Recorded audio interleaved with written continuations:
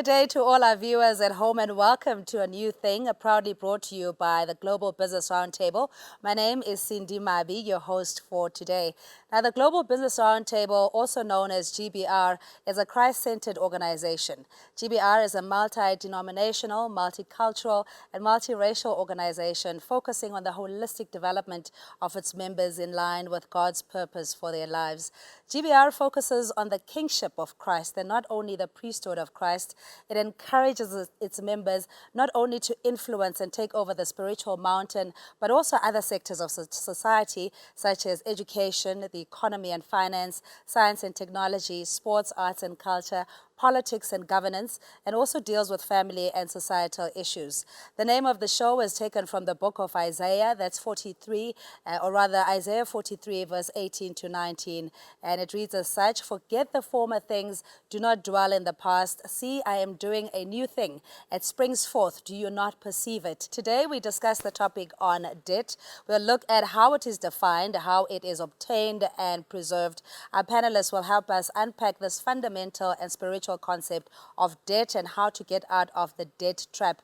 Now, our panelists from my extreme left is Mr. Musa Ndabandaba, Global Business Roundtable National Ambassador for the Global Fund for Christ. Welcome. And we have Ms. Nomase Sonqishe, life coach and a courage coach as well. And we have Advocate Bosiu, motivational speaker, author and trainer. Ms Tiisetso Moloi is founder of Teboho Educare Center and a GBR mentorship exco as well, a member rather. To all of you, thanks so much for joining us. Let's just get into it. Debt is an ugly thing that shouldn't plague the lives of Christians, but why believers. Why do we still deal with debt? So maybe start with defining what debt is, Ms. Nomase. Okay, so debt, it's commonly known as a state of being in debt or of owing money to someone. So there's a lender and there's a borrower. So a debt, it means that you owe somebody some money, or you owe an organization money. It's basically our financial institutions, they encourage us to constantly live this lifestyle of debt, because it encourages us to borrow before we have earned our money. And most people don't understand how our financial systems work, and then they find themselves trapped into this debt trap. For the most part, we could call it ignorance, but for the other part, we can also look at how we relate with money. That will eventually land people into this trap. You were talking about ignorance and that being very expensive, especially. Yes. You only can know or do what you know. Advocate Bosiu, I mean, you've dealt with the subject in how entrepreneurs primarily deal with money and growing your business. But if you don't know basic financial literacy, that could also lead into further indebtedness. What you need to be mindful of, whether it's a business person or any person for that matter who earns an income, be very mindful of how much you earn. Be very mindful of the expenses that you are expected to pay up, and make sure that your income, or rather your outflow, does not exceed your inflow. Be very mindful of that. Otherwise, you'll be trapped in debt. But it takes a while before you get to indebtedness, to the point where you struggle to even afford the bare essentials. It catches up with you as weight gain does, and by then it's often very difficult to get yourself out. And running your own NGO, Your Excellency Tiisetso, what are the difficulties if you start from a premise or basis of indebtedness and wanting to do good? The challenges of trying to wiggle yourself out of it, where do you start? As you know, an NPO, like the way it explains itself, it's a non-profit organization. So when you start this organization, you know that you're starting it not with the intention of making any profit. So in a sense, you must try to minimize the costs in the beginning. Look at the finances that you have at present. Avoid going out to go borrow money to start something that's not going to be profitable in the beginning and only bring money in at a later stage. So things like being in business of this scale, when I started initially, it took me 5 years before I even implemented, because the one thing I told myself was that I am not going to start this thing on debt. So I would save and buy the first basic needs, first basic things that I'm going to need to get started. And when the business starts, remember that it's still an NPO. You're not making any profit, even in other organizations as well.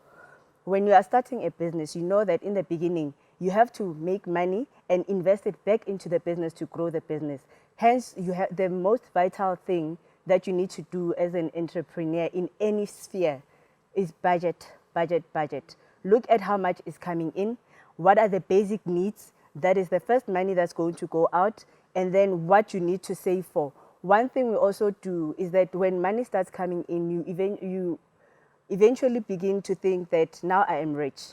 Instead of thinking that I still have other things to do. The foundation of that business is very important, and how solid it is in the beginning will determine how long it's going to last. Hence, you find that businesses will start collapsing because when 1 million comes in, you run and you start buying expensive cars, you want to buy a house in an exclusive area. Work on a budget, plan how you're going to spend your money, and debt would be avoided in the beginning. Yeah, I mean, you touched on the effects of debt, and we know that it would take a while before you can get out of it, but it would have left quite big problems in terms of whether your business survives or not. What about the psychology of money, though? How we relate to money that ends up as a or rather consequence of lack of financial literacy? Your Excellency, Musa. Thank you very much, Your Excellency.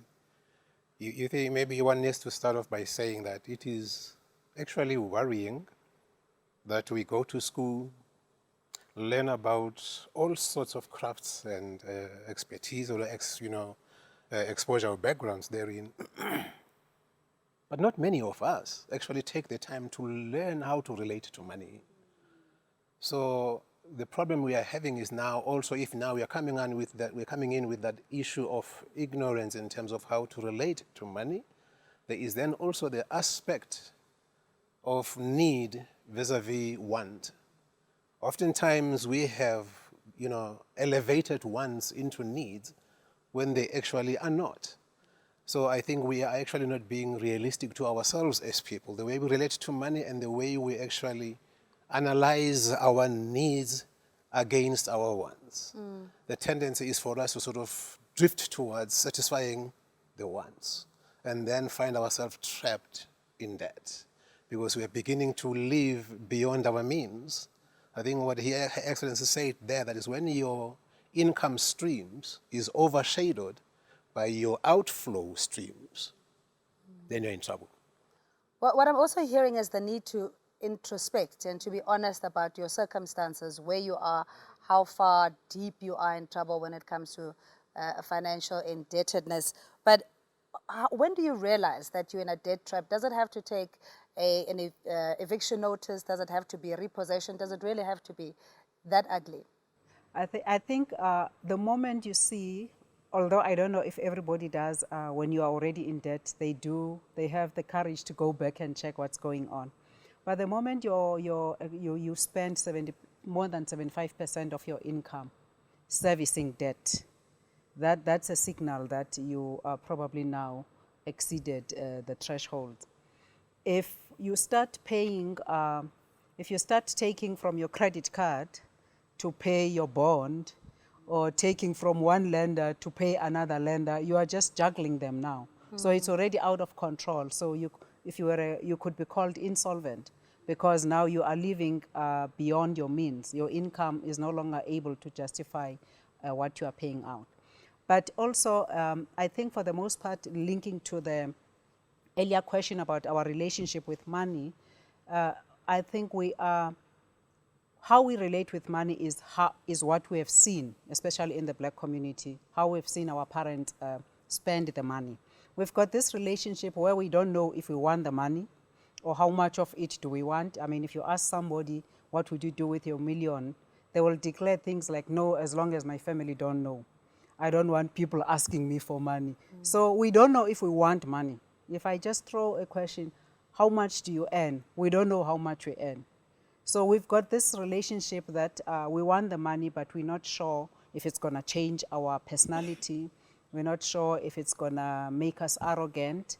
And all these conversations, they come from what we have learned as we were growing up. I grew up, the family side, or the sisters to my mother, my aunts, how they relate with money is that you cannot live without debt. So that's just a statement that we speak about all the time, but we don't realize that the moment you believe on something, your behavior is always going to mirror that. Thank you so much. Again, today's discussion is on debt and getting out of the debt trap, having a healthy relationship with money and being a good steward. Let's, in the biblical context, when it says, oh, no man, nothing except love, and yet we still find ourselves entangled in money matters. We'll start with you, Your Excellency Musa, in what the Bible says about debt. Thank you very much, Your Excellency. I am actually wanting to pick up on just the one you just said. I think I would love us to be very careful that we are talking here about that debt trap. It is the trap part that we are very much worried about.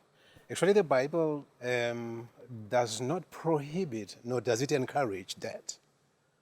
For instance, if you were to say maybe it prohibits it, then when in Deuteronomy it talks about the remission of debt every 7 years, then you say, oh, that's a contradiction there.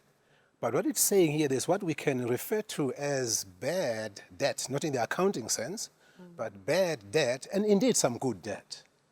At some instances, you do need debt, but it ought to be managed.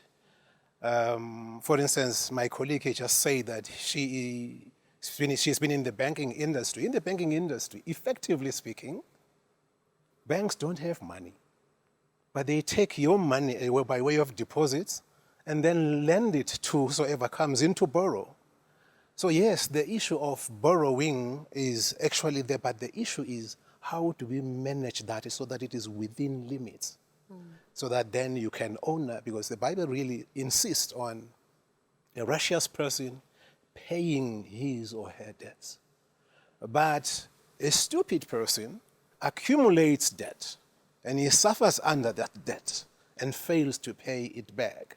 So viewers at home and everybody, the focus that we are really worried about, it is the trap, the entrapment of debt that we really need to be careful about. From time to time, there will be need for you to sort of borrow, but clear it, but borrow if it is really necessary. Yes, and I think those are the day-to-day building blocks or fundamental blocks that we need to apply in our own lives to be of good steward when it comes to our finances. But if you find yourself in debt, which if you just look in the South African context, with at least 75% of those who are in the labor market who are working. But why do we still find ourselves in the debt trap? We discounting the good debt, but the debt trap itself, Your Excellency Nomase. Okay, I like the part in the Bible where God says to the Israelites, you will be the lender to many, but you shall not borrow to many. And then there's always seemed to be like a link biblically to the lender being the one who rules and the borrower being the one that is enslaved. So now the question is, why do we always find ourselves in the trap, in the debt trap, when we should be seeking to rule? I guess if we knew what it means to be in debt before, we could avoid it. So based on our past and how we relate to money, we find ourselves in the debt trap and only have to deal with the consequences. So which means now you become enslaved. If we could pick up that concept where God says, the one who has the money, the one who borrows is like a slave, we would see that the effects of debt, they put you into slavery. Because now, before you can do anything, even as a child of God, you have to sort of consult from your creditors. Can I phone my parents because there's no money? Can I phone because of the store cards and all of these things? So most of from a behavioral point of view, and the people that I've seen in coaching, sometimes people are in a competition with one another. There is lack of contentment with our people at a younger age of accepting the status quo as to who they are right now, where they are at, without comparing themselves to others. And we also seem to find our self-esteem in things. We want to buy things to be worthy of something. So those things could be contributing to why people find themselves in debt, but it's always a personal thing, and it's also an emotional thing, because it makes you feel better for a moment until you have to juggle now with your budget. Wow, so this also speaks to the psychology, what I'm reading, Your Excellency, the fact that if you want validation from the world and what you wear and the stuff that you accumulate, you're more likely to get into debt and even perpetuate it, because you do find phases in your life where you do well for about 5 years, you've got an impeccable credit record, and then for some reason, life happens and then you find yourself in the same space. How do we avoid that reoccurrence of being in debt, or in bad debt, so to speak? Your Excellency. Can I also say something about the biblical perspective, and zero in on actually the scriptures that I normally quote whenever I'm requested by a church to address them on the issue of financial intelligence. And it's Deuteronomy 15, verse 4, which says, there should be no poor amongst you. And yet many Christians are very poor, very as poor as a church mouse, actually. And that's not funny. That's not funny, It's but the part. it's the reality. Yeah. And like you rightly said, that's Deuteronomy 15:6, where it reads, for the Lord your God will bless you, as he has promised, and you will lend to many nations, but you will borrow from none. Many Christians, the Bible is the policy manual for a Christian. But many children of God are, of course, when it comes to money issues. And of course, schools don't help. So my appeal to banks in particular is that they should go all out and promote and even sponsor financial education. I'm saying this because back home where I come from Lesotho. I have a bank that sponsored my financial intelligence training initiatives. And we have to go all out and educate people. We certainly need a new world order, as you were saying, that, to expect that the world systems, when it comes to finances, the capitalism or capitalistic approach that we have is not just going to change, that ourselves as believers, we need to go in there and disrupt the market, if you will. But Your Excellency, Tiisetso, for somebody who is in a fix, who is in that whirlwind, in a pit that seems to be bottomless, it's difficult to say, oh, pray on it, wait for your breakthrough, consult this pastor for them to come out of it. I mean, what is the first thing, I suppose, that one has to admit when you find yourself in a serious indebted position? As our foundation is prayer, when it comes to issues of over-indebtedness, your finances, the first thing that you must do is plan. Plan to get out of debt. Find out where you can go to get assistance to get out of this debt that you got yourself into. There are a whole lot of programs that have been put in place to get you out of indebtedness. So things like for debt counseling, for example, there are issues like debt counseling, there is sequestration, there is debt consolidation. All these things, before you even go into one, you must find out which one will work best for you. There are many things, but I just want to point out one of the things that initially get people into debt. Build up your self-esteem. Be confident of who you are. Be happy with your station in life while still aspiring to be more than you are. I'm saying this because a lot of people that are trapped in debt are the kind of people that will use the money that they don't have, meaning debt, to buy things that they don't need, sometimes to even impress people that they don't even like. In other words, they spend hoping that will elevate them socially or elevate their sense of worth. So work on your self-esteem. It's foundational. So being content, you were saying, with what you have, in all things But give aspiring thanks, to as be more still. Yes, as the Bible says, that, it doesn't mean that you're not grateful for what you have. It's okay to be dissatisfied and aspire for more, but you need to know where you are in your life and your earning capability. Your Excellency Tiisetso, you spoke about that before you get into a venture, plan, make sure you know what you're getting into and save towards that. Yes, like I said earlier, it's very important that you plan. I love what you are saying when you say you need to be confident before you even go into doing anything. If a person can do personal introspection right now, you'd realize that when you open your wardrobe, there are people that I know that have clothes in their wardrobes that have been there for a year or two, still with a price tag. Why did you buy that initially? Did you need it in the first place? And also, Your Excellency Nomase, you touched on the issue of competition. You're looking at your neighbor. Your neighbor is doing things a certain way. And now you start wanting to compete with your neighbor, not knowing your neighbor's bank account, the figures in her bank account, not knowing what they do for extra income or not. Because some people, when they do their things, when they plan, they know that as much as I have basic income, I still have additional things that I do on the side to make sure that I have so much in my account. So when you do not plan and you just do things, you do not budget, the most important thing is budgeting.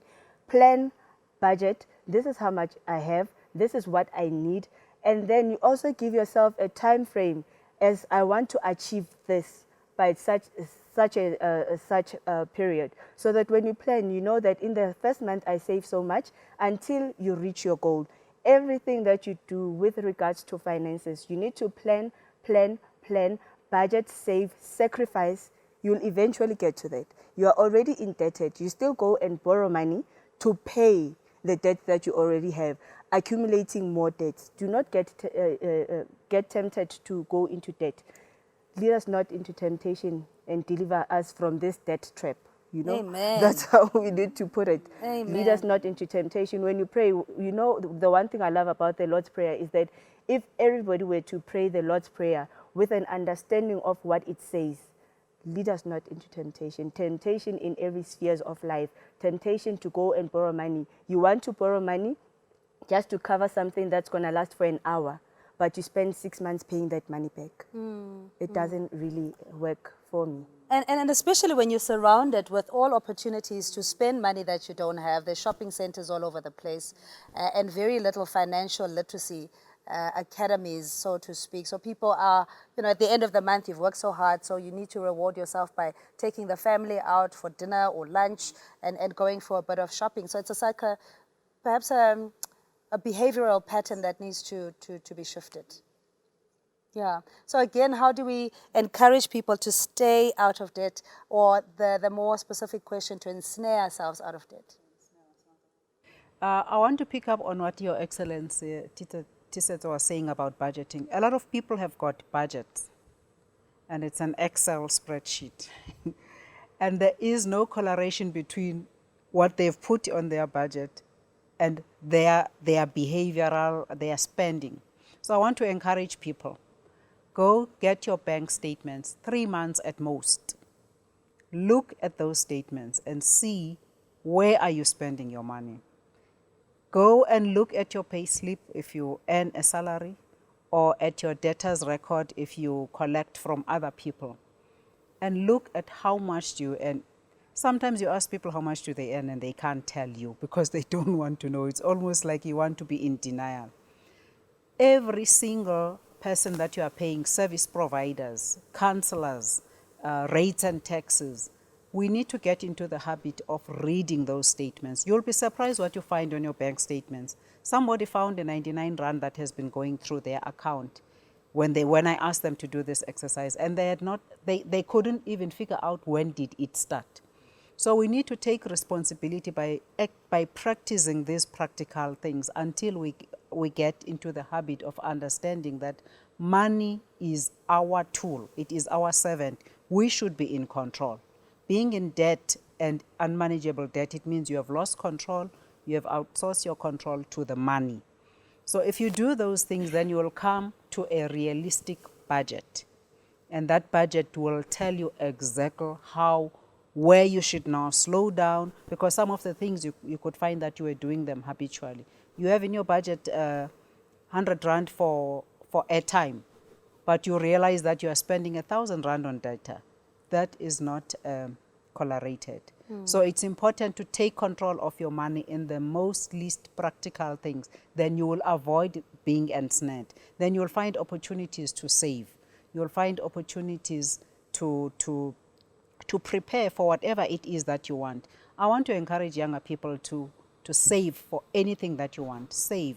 Even if you want to buy a car, because the banks are going to send you a letter that says you qualify for 150,000.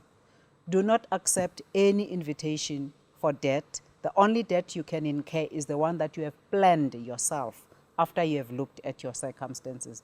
Don't be invited to take a card or to come and consume some debt. Yeah.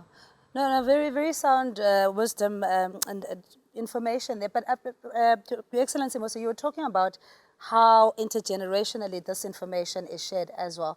For young people that maybe don't find themselves in debt, that doesn't have a student loan to pay off, that maybe don't have what we call black tax, in the sense of having to take care of your siblings and other members of the family. Ideally, they should start their life on a clean slate, but that's not often the case. So we're dealing with people that already have this huge burden, and saying to them, you must save, you must do this. It's not a very easy balance to strike. What is your advice? Thank you very much, Your Excellency. I think really the basics really comes back to saying when you have your income, let me say the money that comes to you, see it as a means to an already defined end. In other words, you should be knowing what it is that you want to achieve, and therefore this is the only amount of money that you have, and then allocate it according to those needs, and then take it forward. Then coming to the young, I think the Bible, for instance, emphasizes that, try to avoid as much as you possibly can long-term debt. Because what tends to happen there is that if I were to take a long-term debt right now, I'm already indebting my own children, because they need to clear that over time. So therefore, the issue is to sort of say, let's start off with our super kids, just to sensitize them in terms of what is money for? When do you use it? Can you buy something with something that you don't have? So if you start sort of encouraging that, building that kind of understanding at an early age, that can actually help, for us to understand the importance of money and staying out of debt as much as we possibly can. Included in the family conversations, so to avoid embarrassing situations where the child is having a floor tantrum in the shopping center on something you can't afford. But just looking at saving while you are in debt, is it possible to save while you literally have more month than what you have salary at the end of the month? Your Excellency. My take on that is, if you are trapped, get counseling if you can. Work on clearing of your debts. And never, ever ignore bills. Never, ever ignore calls from your creditors. Because if there's anything that a debt loves, is to be ignored. Because then it flourishes, and it gets bigger and bigger, and it ends up giving you sleepless nights. and the best thing to do, again, what I've realized, a lot of people that are heavily in debt, they lack self-discipline. They lack self-mastery. And which entails that you need, if you are trapped by debt right now, if you are trapped in debt, go back to the foundation, audit your habits. Because most of the people that you see there, they are there because of their habits. Sometimes substance abuse, a lack of discipline, and general laziness, because opportunities to create money are so many. And if you are trapped by laziness, you'll end up being trapped by debt. Keep watching A New Thing, brought to you by Global Business Roundtable. And today's topic, we're talking about indebtedness and how you can get yourself out of this debt trap as a child of God. Our panelists have imparted so much information so far. But just to recap, in terms of getting into a review process when you find yourself heavily indebted, let's define that debt review or debt counseling process. Your Excellency, Tiisetso. Debt review, which is also debt counseling, is a legal process that has been put in place for South Africans by the National Credit Regulator. After realizing that a lot of people are in debt and they cannot manage to pay back their debts, and at the end of the day, when they pay their debts, they have no money to live on. NCR decided to put debt review in place so that it can make sure that a person still has money to live on. At the same time, they can pay their debt. So it balances out.